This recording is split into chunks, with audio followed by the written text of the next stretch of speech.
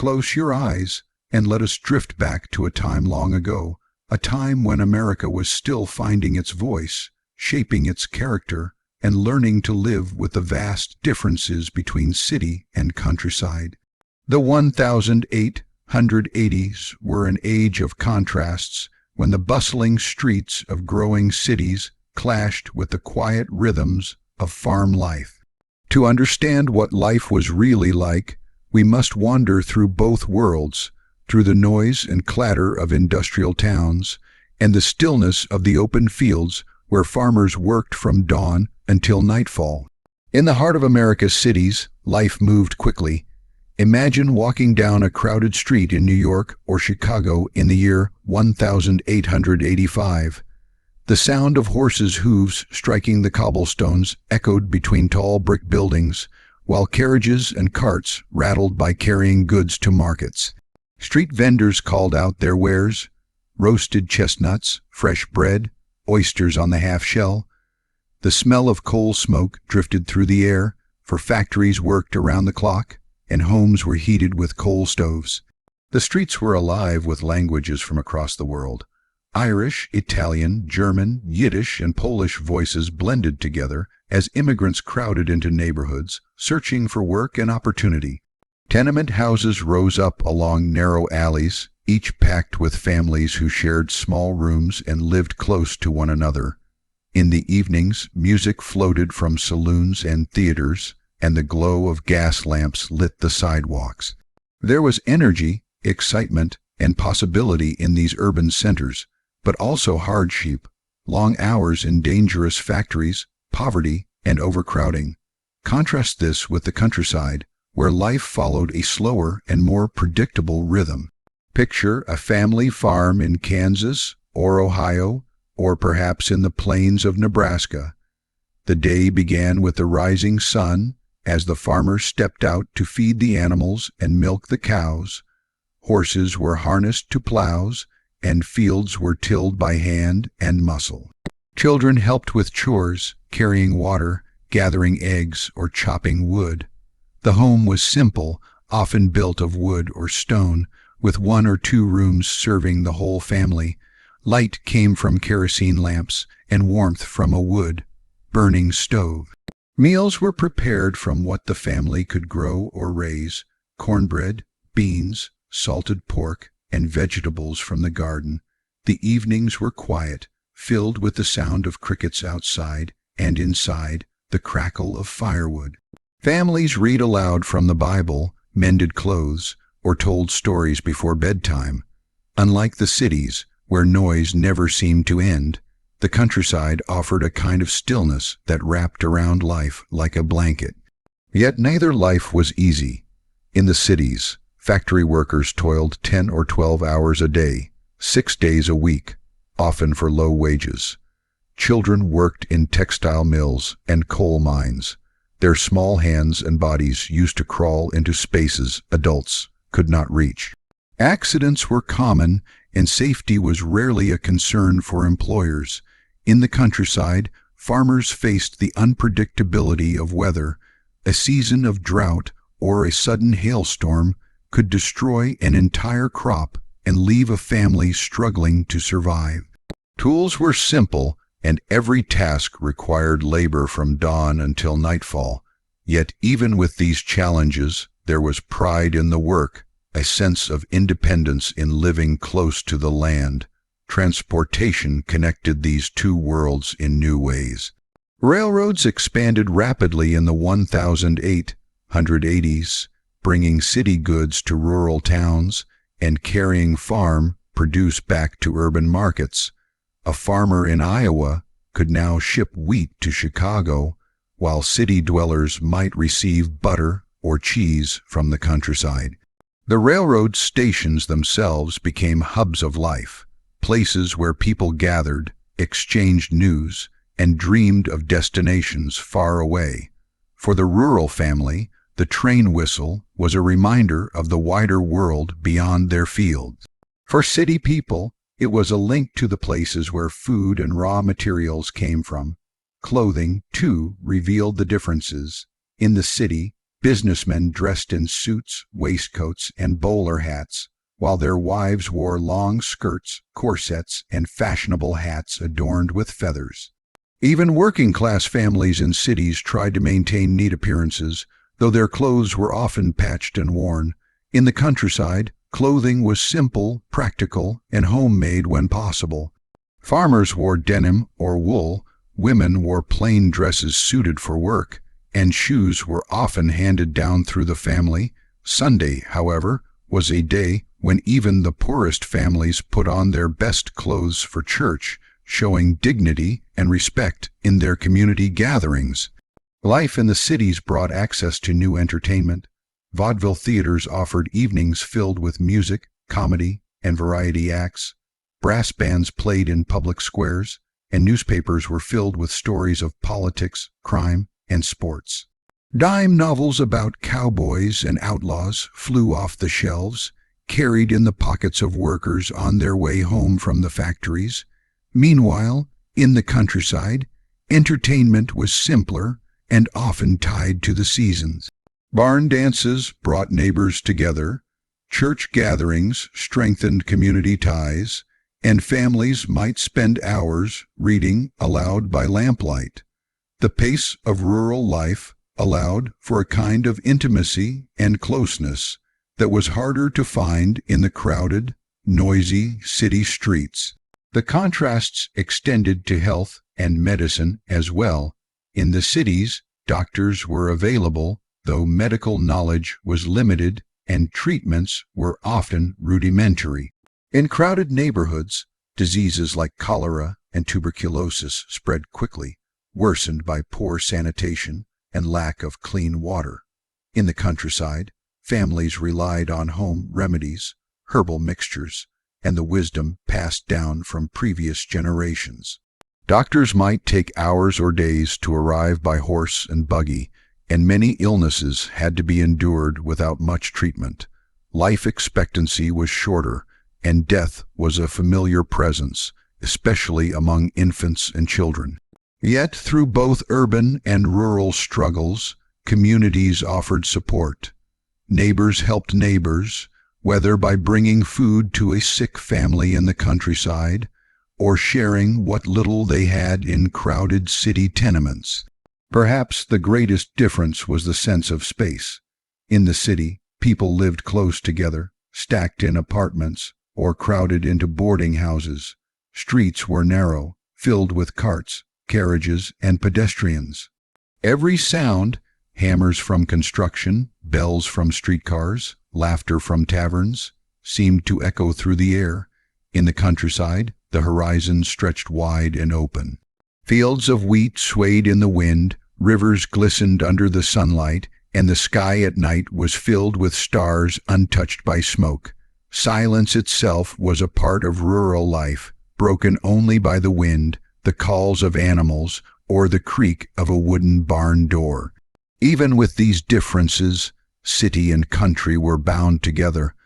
The food that sustained the cities came from the farms, and the goods that made rural life easier came from urban factories. Neither could exist without the other, and together they created the fabric of America in the 1880. See fabric woven from hard work, resilience, and hope for something better. And so, as you rest tonight, imagine both worlds. Picture the bustling city street, lit by gas lamps, with the sound of carriages and voices all around. Then shift your mind to the quiet farmhouse, its lamp glowing softly in the night, with the family gathered close by the fire.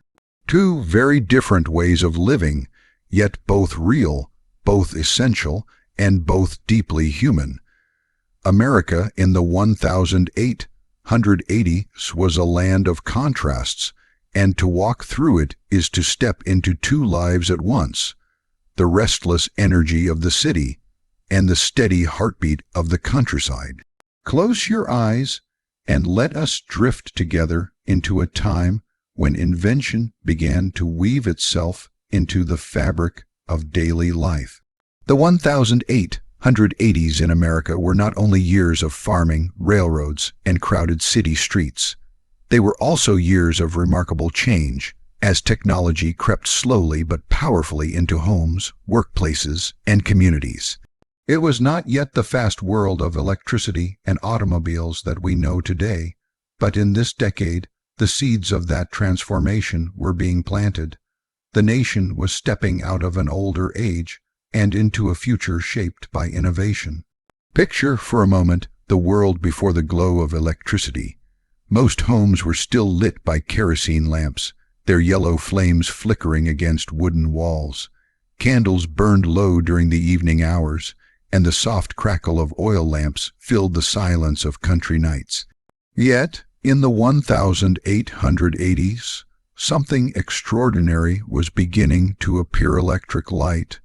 In 1879, Thomas Edison had perfected his incandescent bulb, and during this decade, cities like New York experimented with the installation of electric streetlights.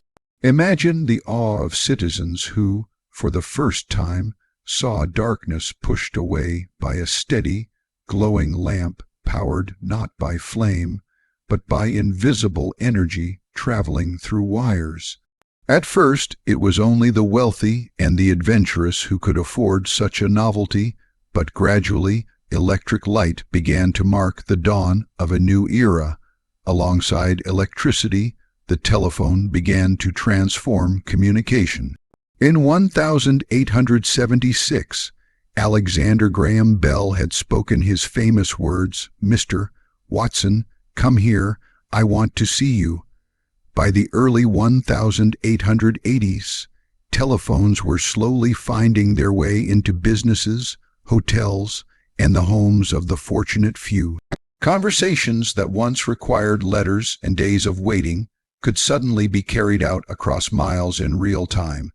Imagine a merchant in Boston calling a supplier in New York, his voice trembling with the wonder of hearing a reply through a device made of wires and wood.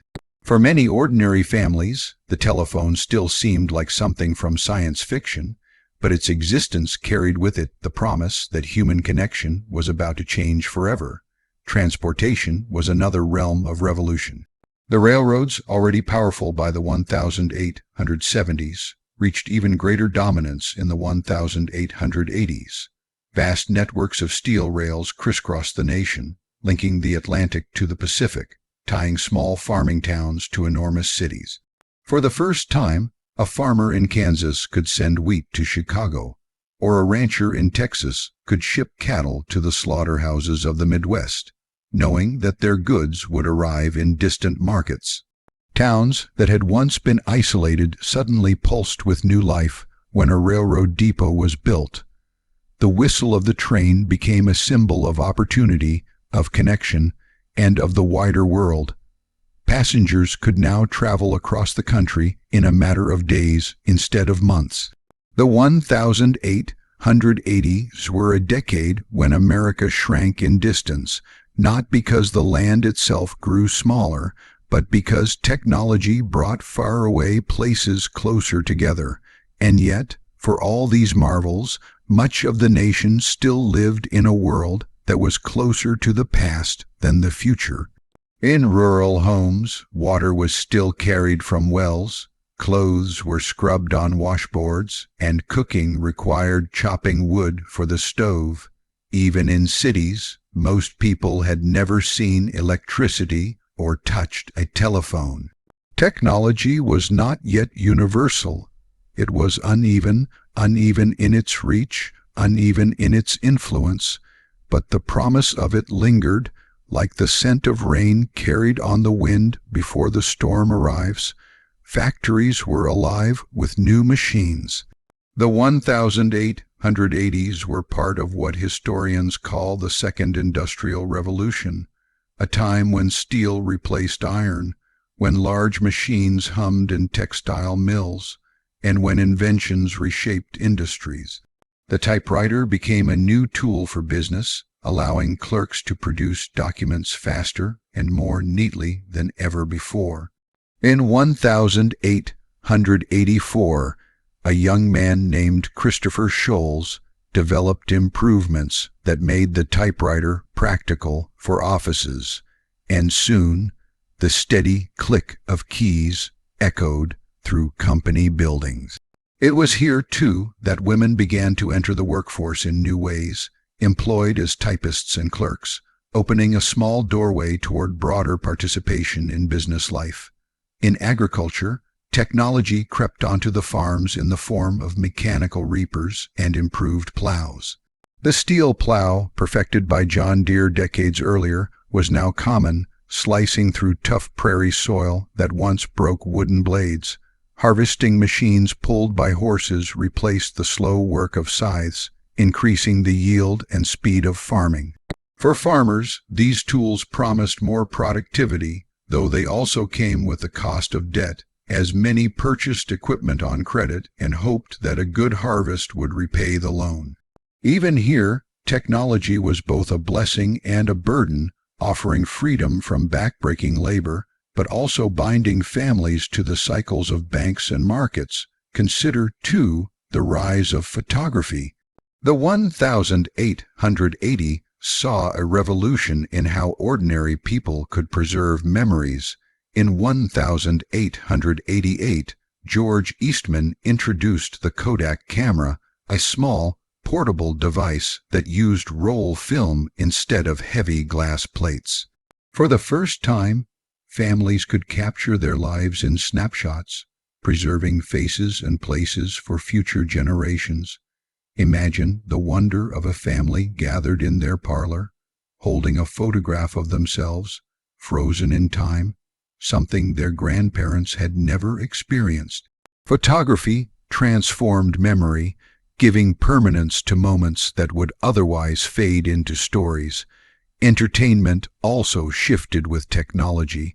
The phonograph, another of Edison's inventions, allowed recorded music to be played in homes. Though still rare in the 1880s, it hinted at a future where sound itself could be captured and shared. Music was no longer tied only to live performance. It could now live within a machine, waiting to be played at any moment. For many, it felt like magic. The human voice, the notes of a piano, the melody of a song, all preserved within a spinning cylinder. Newspapers, too, grew with technology. Printing presses became faster, cheaper, and more efficient, allowing daily papers to reach hundreds of thousands of readers. The spread of information accelerated, binding communities together through shared stories of politics, crime, exploration, and invention. The 1880s were an age when people began to feel connected not just to their town or state, but to the nation as a whole through the printed word. Medicine began to take small but significant steps forward. Though many treatments remained primitive, scientific research was gaining ground. The germ theory of disease, championed by Louis Pasteur and Joseph Lister, was beginning to influence American doctors. Antiseptic practices were slowly spreading, and surgeries became somewhat safer as a result. Vaccinations were used to combat smallpox, and medical schools began to emphasize laboratory science. These were early steps, fragile and uneven, but they marked a shift from folk remedies to modern medicine. As technology reshaped the visible world, it also reshaped the invisible one, the rhythm of time itself. The railroads created the need for standardized time zones. Before this, each town kept its own time, set by the position of the sun. Noon in one town might be 10 minutes different from noon in another. But trains could not operate efficiently in such confusion, and so, in 1883, the railroads adopted 4 standard time zones for the United States, a system that later became law. Imagine how strange it must have felt for communities to surrender their own local rhythms to the ticking of a nationwide clock. Time itself had been changed by technology, and with it, the way people experienced their days. The decade was filled with inventions both grand and humble. In 1885, Carl Benz built the first practical automobile, powered by an internal combustion engine, though it was in Germany and far from American roads. Still, reports of such machines reached American ears, hinting at a future where carriages might move without horses. In the United States, inventors worked on bicycles with chain drives, sewing machines with greater efficiency, and elevators that allowed buildings to climb higher into the sky. Skyscrapers, still rare, began to rise in Chicago, made possible by steel frames and elevators, reshaping the very idea of a city's skyline.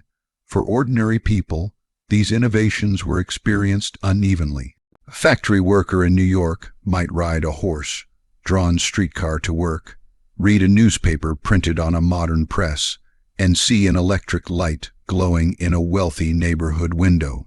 A farmer in Nebraska, on the other hand, might still live much as his ancestors had, though he used a steel plow and perhaps dreamed of owning a mechanical reaper. Technology was a thread stitching its way slowly across the fabric of society, never evenly, but always moving forward. The 1880s were not a time when every home buzzed with machines, but they were a threshold, a moment when invention began to seep into the corners of everyday life. It was an age of curiosity when people read about new devices in the newspaper, dreamed of how they might change their lives, and sometimes feared the disruption they might bring. But step by step, lamp by lamp, wire by wire, invention spread, and with it, the promise of a modern world. And so, as you rest tonight, imagine yourself walking through an American city in the 1880s. The street is lit by gas lamps, but at the corner, one brilliant electric light glows steadily, drawing the attention of passers-by. Down the block, a shopkeeper speaks into a strange device called a telephone, his voice carried across wires to another voice far away. A typewriter clicks in an office upstairs, and in a parlor nearby, a family gathers to listen to music played from a phonograph, marveling at the sound preserved in a machine. In the countryside, a farmer sharpens the blade of his steel plow, hitching his horses to prepare the fields, while his children dream of the day a railroad will bring new goods to their small town. This was America in the 1880s, an America balanced between old ways and new inventions, an America standing at the edge of transformation. Close your eyes and let us wander together into the 1880s, a time when the way people dressed spoke volumes about who they were, where they came from, and what place they held in society. Fashion in this decade was not only about fabric, lace, or thread. It was about identity. It was about the unspoken language of class, of aspiration, of dignity, and of survival. In both the bustling cities and the quiet countryside, clothing was a mirror of social standing, a sign of wealth or poverty, and sometimes a symbol of resistance to hardship. To see America in the 1880s is to see a world stitched together with fabric, corsets, boots, and hats, each piece telling its own story. Imagine walking down a crowded city street in New York or Chicago. The men stride past in wool suits, fitted waistcoats, and starched collars. Some wear tall silk hats, while others sport the more modest bowler, practical for daily wear. In their pockets hang gold or silver watches on chains, gleaming in the faint gaslight of the streets. The cut of the coat, the quality of the fabric, the shine of the boots, all speak to the wealth of the wearer. A businessman or lawyer wears his success upon his shoulders, while the working man, perhaps a factory laborer, wears the same basic shape of coat and trousers, but made of rougher wool, patched at the elbows, and boots scuffed from long hours of toil. From afar, the silhouettes may look similar, but up close, the differences tell the story of class.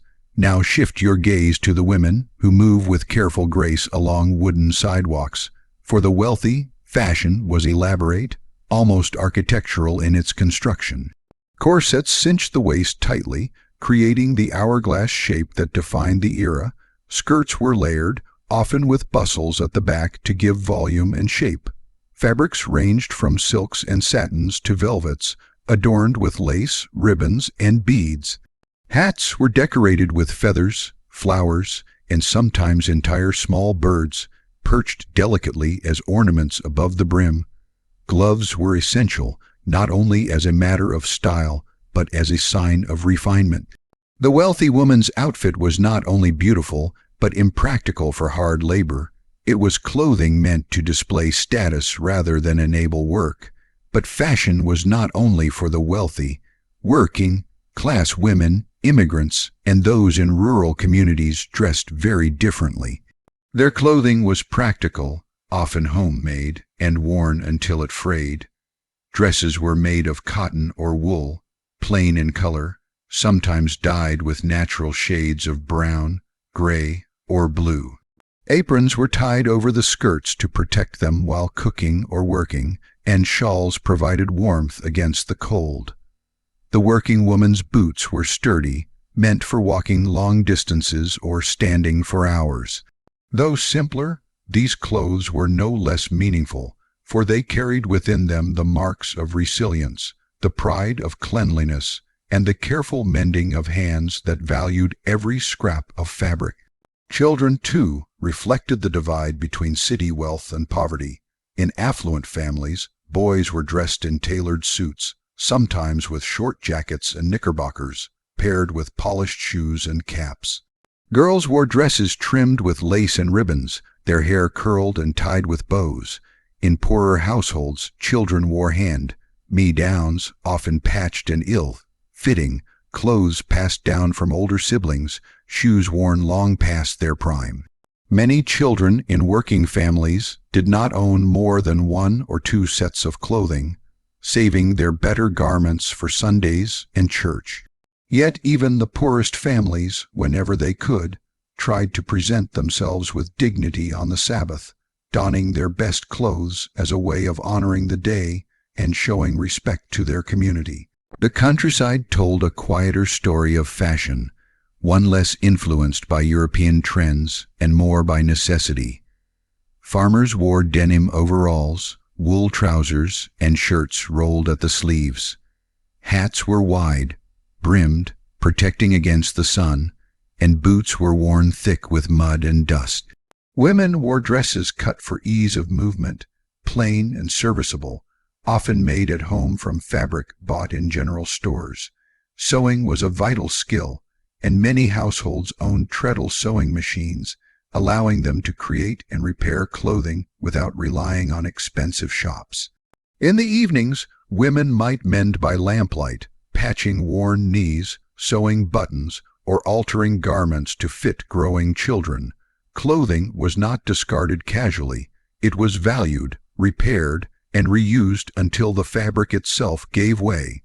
In the 1880s, fashion magazines like Harper's Bazaar and Godey's Lady's Book circulated among the wealthy and the middle class, showing sketches of Parisian trends. These images influenced urban women who could afford to have dresses made by seamstresses or purchased in shops. But for the majority of American women, such fashions remained distant dreams, glimpsed in illustrations but impractical for their lives. Still, even in small ways, trends trickled down, perhaps in the cut of a sleeve, the tilt of a hat, or the way a shawl was draped. Fashion was aspirational, a way for people to reach toward ideals of beauty and refinement, even if they lived far from the glittering centers of style. Hats themselves were a world of fashion. No man was considered properly dressed without one, whether it was the tall silk top hat of the elite, the bowler of the middle class, or the wide, brimmed felt hat of the laborer and cowboy. For women, hats were canvases for creativity, wide, brimmed with ribbons, or smaller bonnets decorated with lace and flowers. Milliners or hat makers filled city streets with their shops, and a well-chosen hat could transform a woman's entire appearance. Accessories carried meaning, too. Gloves, walking sticks, parasols, and jewelry all spoke to refinement and taste. A pocket watch was a sign of responsibility and wealth, while a wedding ring was a symbol of commitment. Even among the working poor, small adornments were cherished, perhaps a simple brooch or a ribbon carefully tied in a girl's hair. These details, though small, were deeply human expressions of pride, care, and individuality. Fashion also reflected the growing presence of immigrants. In neighborhoods filled with Irish, Italian, Jewish, or German families, one could see clothing that blended old, country traditions with American practicality. A shawl from Europe, a cap familiar from the old homeland, or embroidery unique to a culture. These pieces were worn with care, reminders of identity and heritage in a strange new land. In this way, clothing became not just a mark of class, but also a quiet assertion of cultural belonging.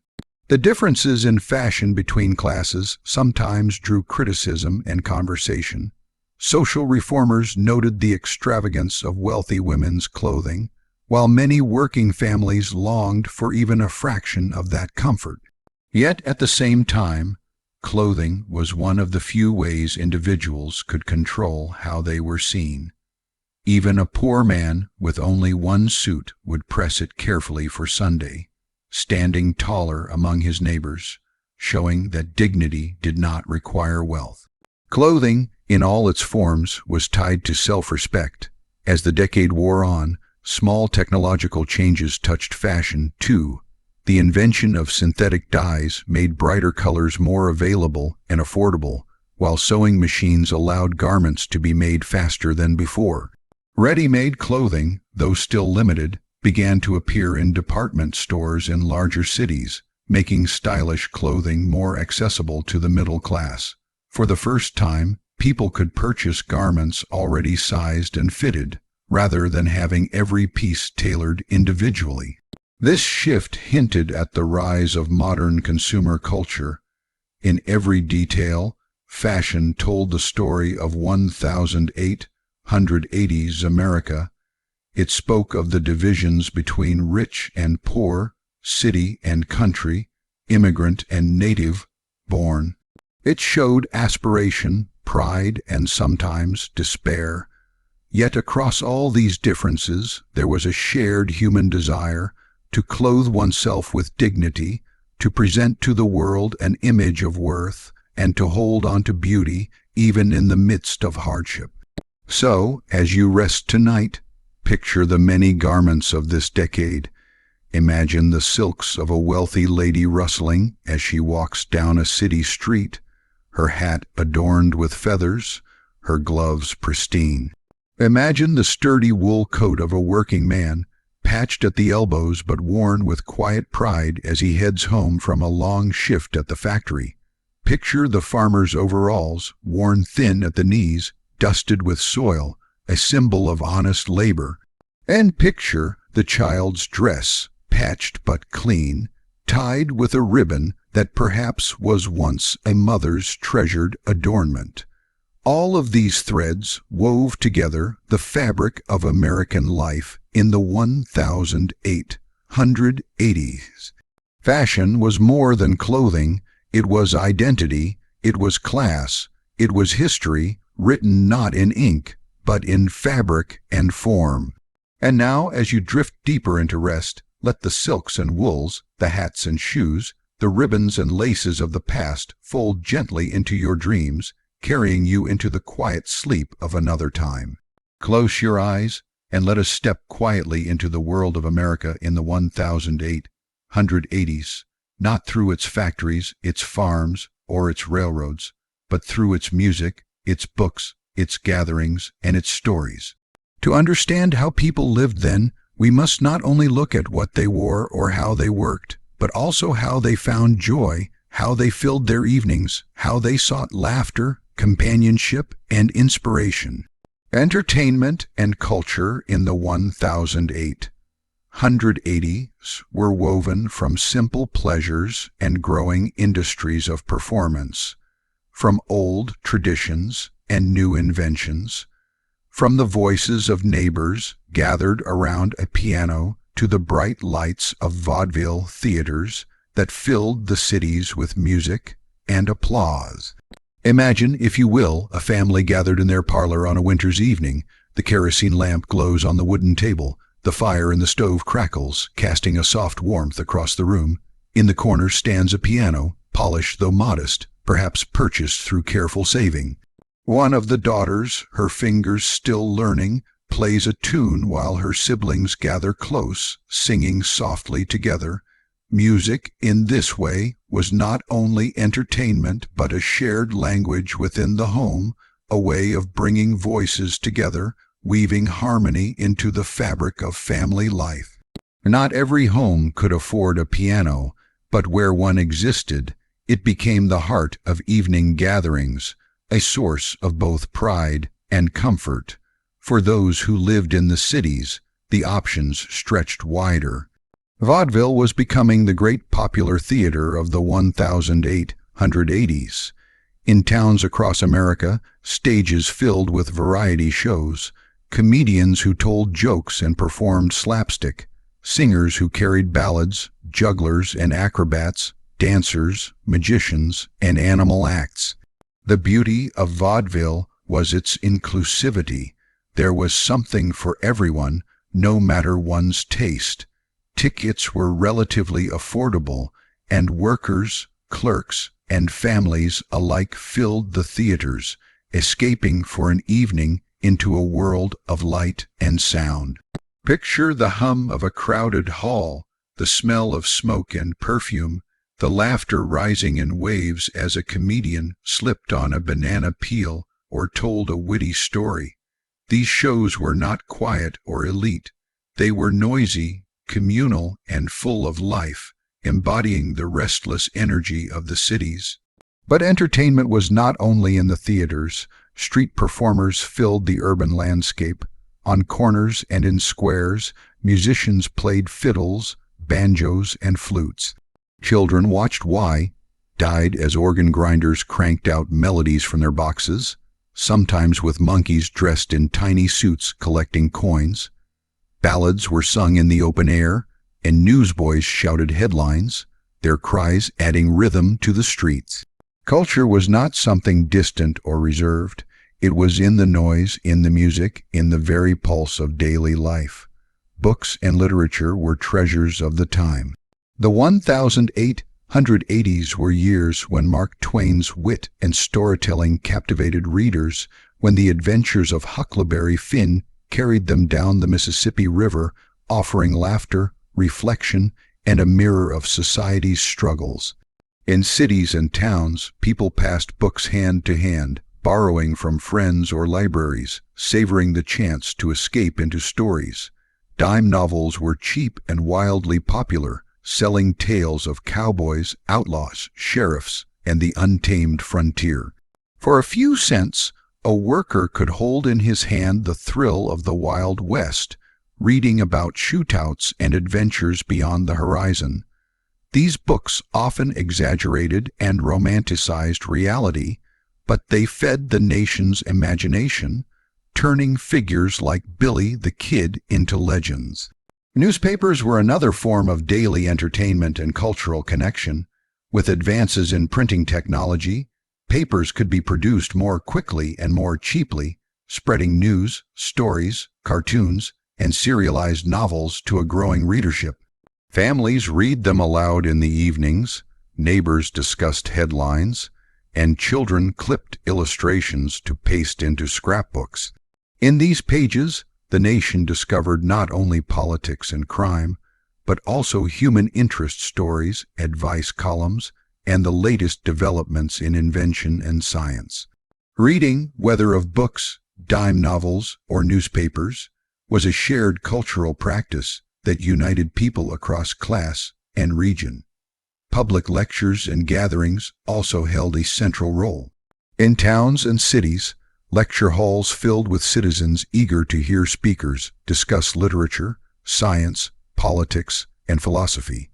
The Chautauqua movement, which began in the 1870s, spread through the 1880s, offering educational assemblies that combined learning with entertainment. People flocked to hear stories, to see lantern slide shows, to listen to traveling lecturers who carried knowledge from one place to another. In a time when higher education was not accessible to most, these gatherings opened minds, inspired curiosity, and gave a sense of belonging to something greater than oneself. In rural communities, entertainment took different forms. With fewer theaters and concert halls, people turned to one another for joy. Barn dances lit up the nights, with fiddles and banjos providing lively tunes, and neighbors gathering for square dances that lasted until midnight. The laughter of children running between hay bales, the stomp of boots on wooden floors, the clapping of hands to music, these were the rhythms of rural fun. Storytelling, too, remained central. Families shared tales passed down through generations, legends of ancestors, ghost stories by firelight, or simple recollections of the day's events. These gatherings created bonds, turning isolated farms into connected communities. Religion also shaped cultural life. Churches were not only places of worship but also centers of social gatherings. Choirs sang hymns, congregations held festivals, and Sunday services became both spiritual nourishment and communal entertainment. The sound of voices rising together in song filled wooden chapels, echoing across fields and small towns. Potluck dinners, picnics, and church socials offered opportunities for neighbors to meet, to laugh, and to find companionship in shared faith. Technology was beginning to creep into entertainment, too. Edison's phonograph, though rare, offered the marvel of recorded sound. Those fortunate enough to hear it for the first time described astonishment at hearing voices and music captured by a machine. Though still a novelty, it hinted at a future where entertainment could be preserved and replayed, detached from the moment of performance. Photography also became a cultural practice, as families posed for portraits in studios, capturing likenesses to hang proudly on parlor walls. These images were cherished, becoming part of the rhythm of memory, of family, of culture itself. Even sport began to emerge as a cultural pastime. Baseball, already popular by the mid-19th century, grew in organization during the 1880s. Teams formed in cities and towns, games attracted crowds, and newspapers reported scores. For many working men, baseball was both entertainment and pride, a sport that gave voice to community spirit. Children played in empty lots, dreaming of teams and triumphs. Though still young, the seeds of America's pastime were firmly rooted in these years. For immigrants, entertainment was a way of preserving culture while adapting to a new land.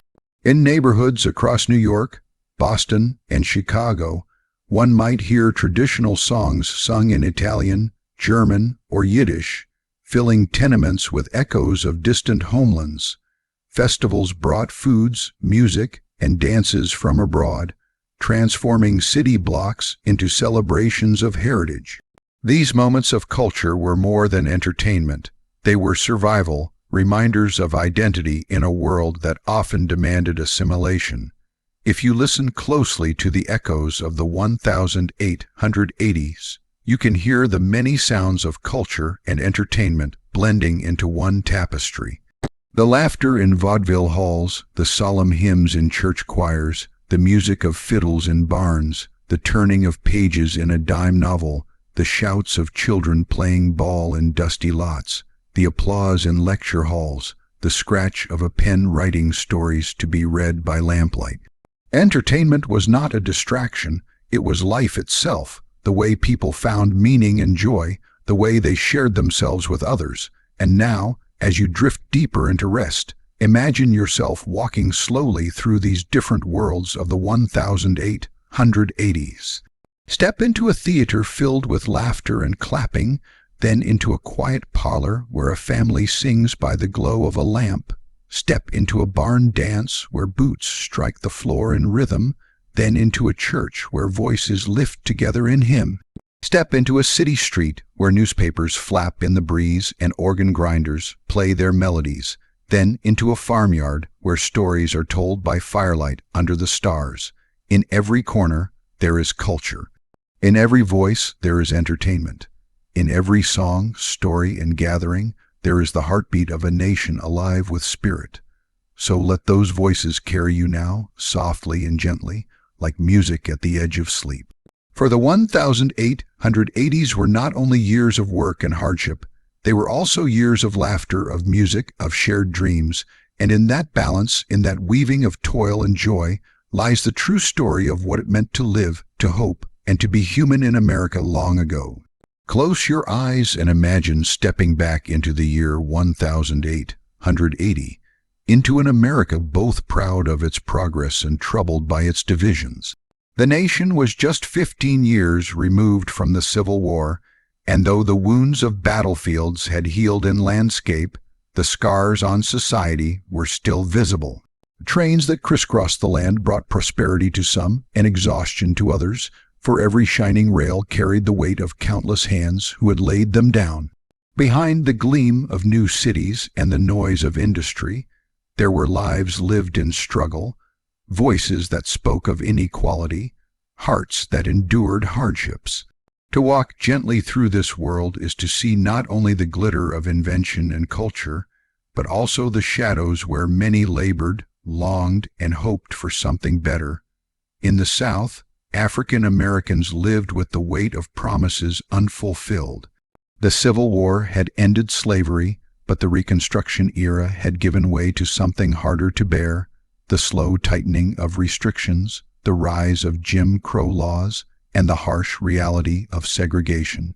Families who once dreamed of freedom now faced violence, intimidation, and systematic exclusion from opportunity. Picture a sharecropper's cabin, weathered wood barely holding against the wind, its inhabitants working long hours in fields they did not own, giving much of their harvest to landlords in a cycle that kept them trapped in poverty. And yet, even within this hardship, there was resilience. Songs of hope carried through the fields, churches became places of strength, and communities created their own schools to teach children to read and write. Culture, faith, and kinship gave dignity where society sought to take it away. In the North and West, the picture was different, but not free of hardship. Immigrants arrived by the thousands, stepping off ships into bustling harbors like New York, carrying little more than dreams. The Irish, Italians, Germans, and Eastern European Jews crowded into tenement houses. Whole families squeezed into small rooms with thin walls and scarce light.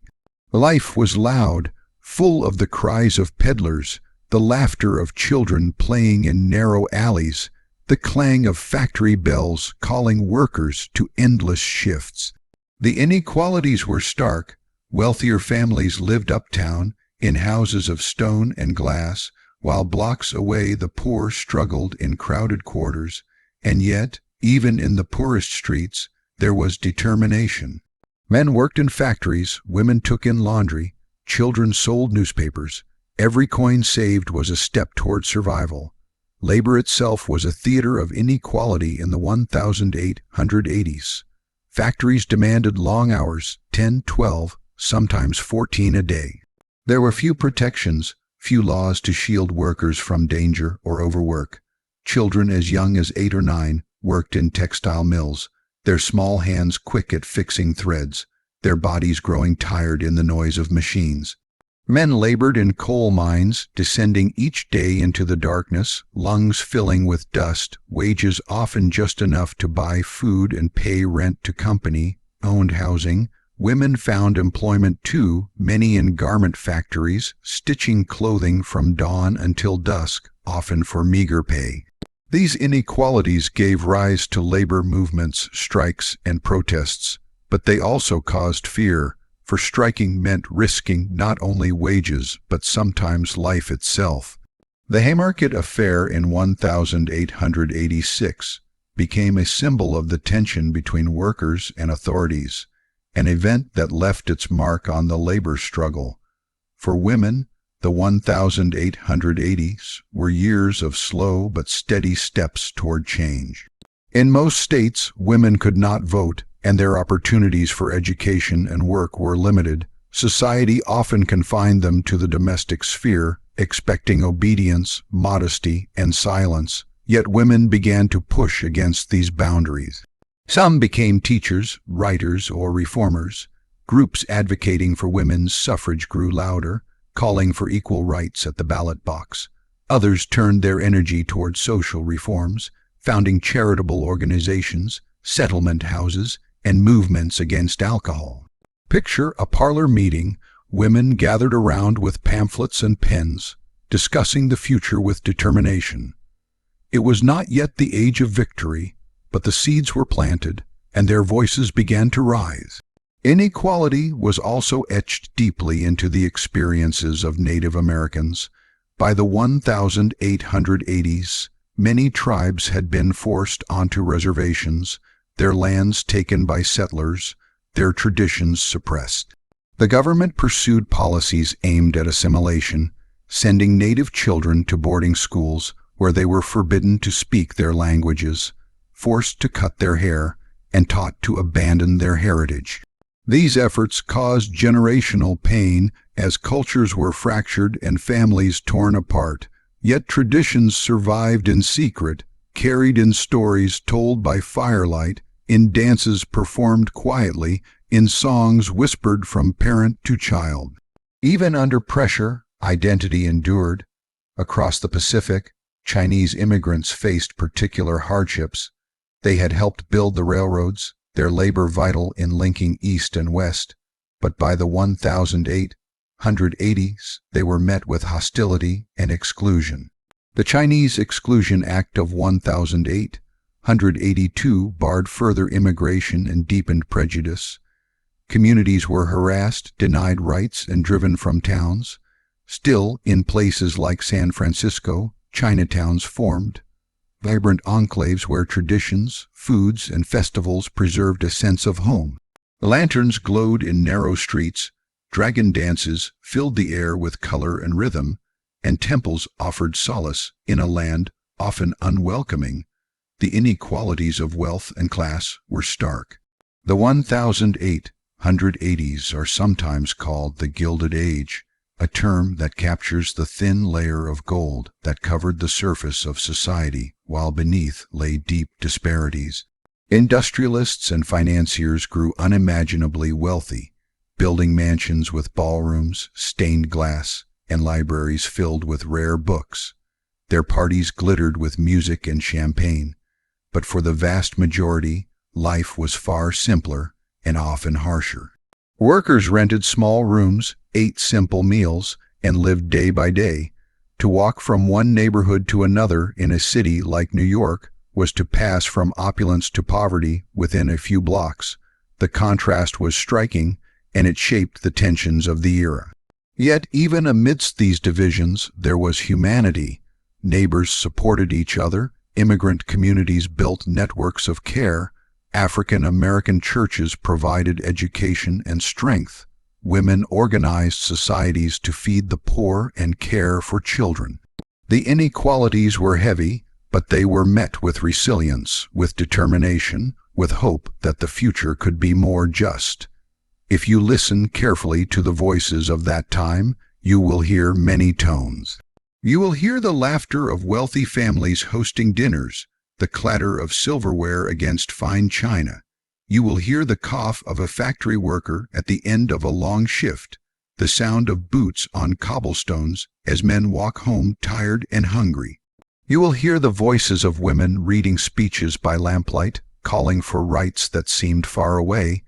You will hear the songs of children in boarding schools, forced into unfamiliar languages, yet carrying in their hearts the melodies of their ancestors. You will hear the chants of strikers demanding fair hours, fair wages, and dignity in their labor. And above it all, you will hear the steady hum of a nation in transition, struggling with its contradictions, carrying both injustice and aspiration. Now, as you rest, picture yourself drifting slowly through these layers of the 1880s. Walk past a mansion glowing with light where music spills into the street, then turn a corner into a dark alley where families huddle in tenements. Travel south to a sharecropper's field where rows of cotton stretch under the sun, and then north to a factory where machines roar endlessly. Stand quietly in a reservation camp where silence carries sorrow, and then step into a crowded immigrant street alive with languages from many lands. In each place, see the faces, feel the struggles, hear the dreams. For this was America too, not only a land of invention and growth, but also a land of inequality, where millions worked for the chance of something better, where justice was unevenly given, but where hope endured all the same. And as you listen, as you breathe slowly, let the weight of history soften into perspective, for even in times of hardship, humanity finds ways to persevere. The 1880s remind us that every age holds both brilliance and burden, and that the story of inequality is also the story of resilience. Let that story guide you gently now, carrying you further into rest, into dreams where voices of the past speak softly, reminding you that progress is never without struggle, and that even in the darkest corners, people have always sought light. Close your eyes and imagine yourself in the America of the 1880s, an age where the hum of industry filled the air, yet life was not solely about labor and struggle. Even as people toiled in fields, factories, and shops, they sought joy, meaning, and connection. Human beings have always yearned for more than survival. They crave laughter, song, stories, and moments of escape. The cultural life of America in the 1880s, though shaped by inequality and change, was alive with creativity, entertainment, and leisure. To step into that world is to discover a society finding its identity not only in politics and industry, but also in art, play, and celebration. Picture a quiet evening in a farmhouse on the plains. After a long day of work, the family gathers near the fire. A father might read from the Bible or from a book borrowed from a neighbor. A mother might hum a lullaby as she rocks a child to sleep. A teenager, tired but eager, might leaf through a serialized novel printed in a newspaper, letting imagination wander far beyond the farmland. For many, stories were the richest form of leisure. Newspapers, dime novels, and magazines circulated widely, bringing tales of adventure, romance, and history. Even families of modest means found ways to enjoy them, sharing one paper among neighbors, reading aloud by candlelight, or trading stories at community gatherings. In cities, the world of entertainment expanded far beyond the home.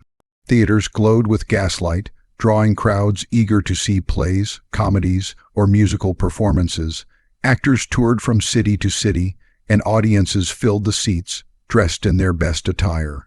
There were Shakespearean productions for those who loved the classics, and lighter shows filled with laughter for those who sought escape from the heaviness of daily life. Vaudeville was rising, offering a blend of comedy, music, dance, and variety acts. For a small price, one could sit in a theater and experience an evening of wonder, listening to jokes, watching acrobats, or hearing a singer whose voice could linger in memory long after the performance ended. Music itself was a heartbeat of the 1880s. Families often had a piano in the parlor, a centerpiece not only of furniture but of culture. Friends gathered around to sing, to play, to share in melody. Popular songs were passed from home to home through sheet music, bought in shops or received as gifts. In African American communities, spirituals and gospel carried both sorrow and hope, shaping the rhythms that would one day give rise to blues and jazz.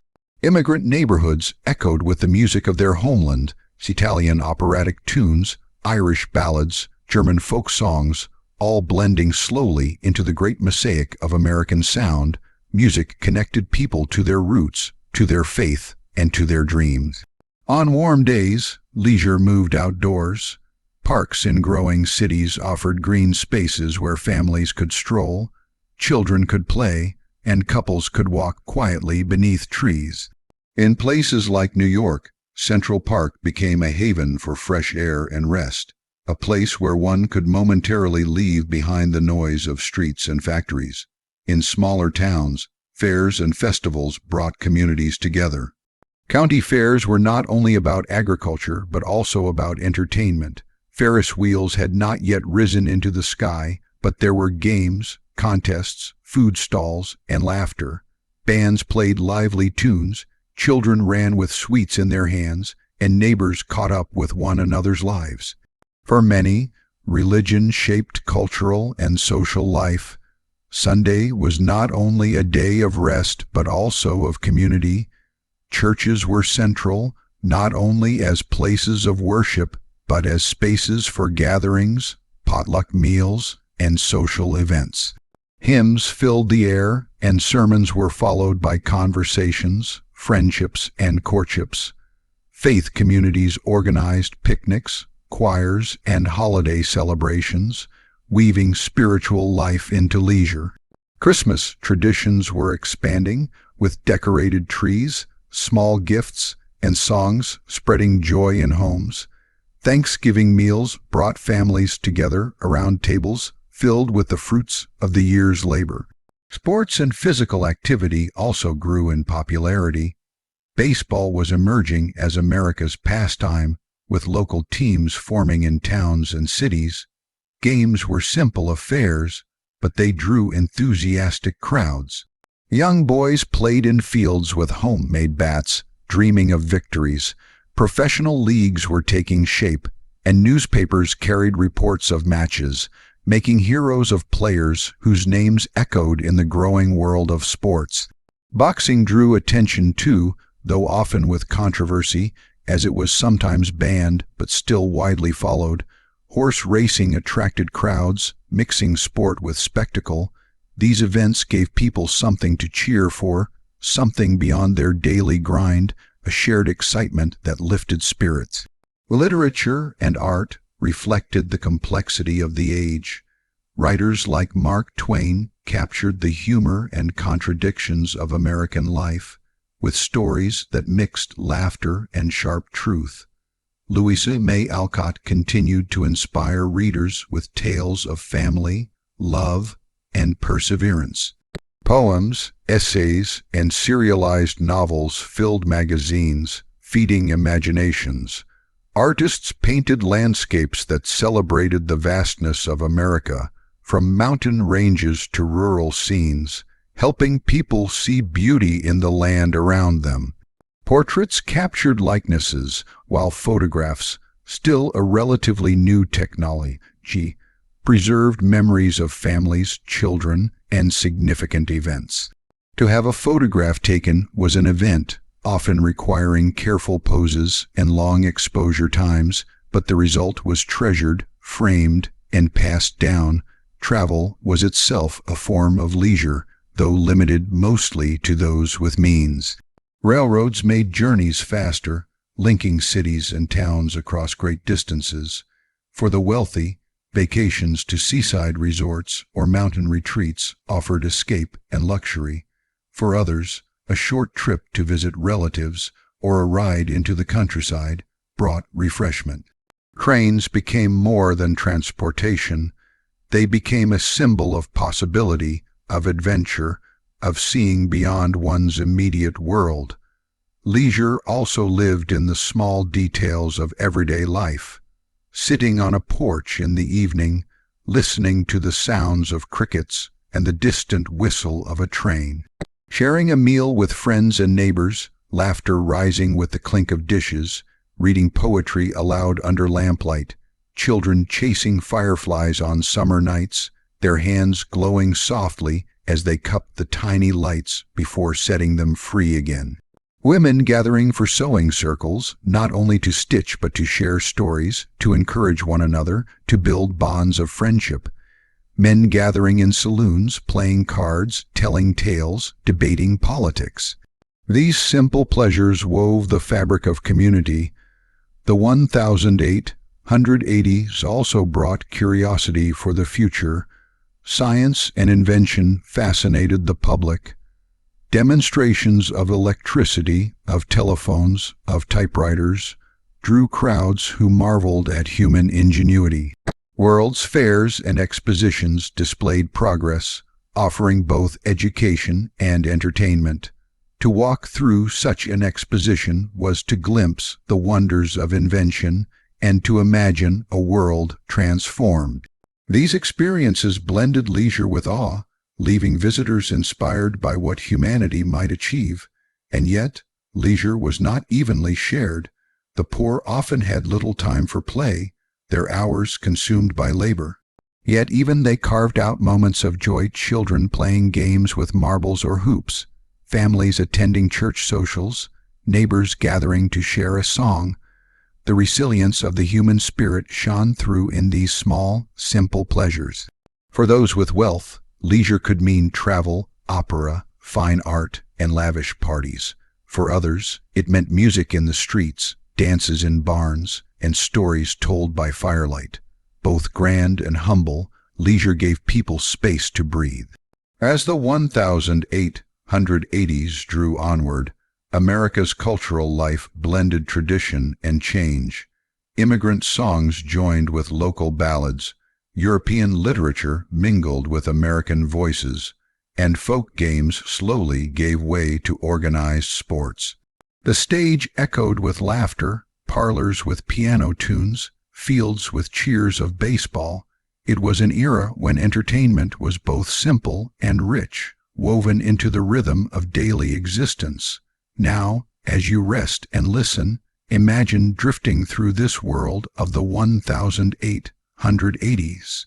Walk through a bustling city theater where vaudeville performers take the stage and an audience erupts in applause. Stroll into a quiet farmhouse where a family reads together, the only light coming from flickering candles. Wander through a summer fairground, smelling roasted corn, hearing fiddles play, watching children laugh.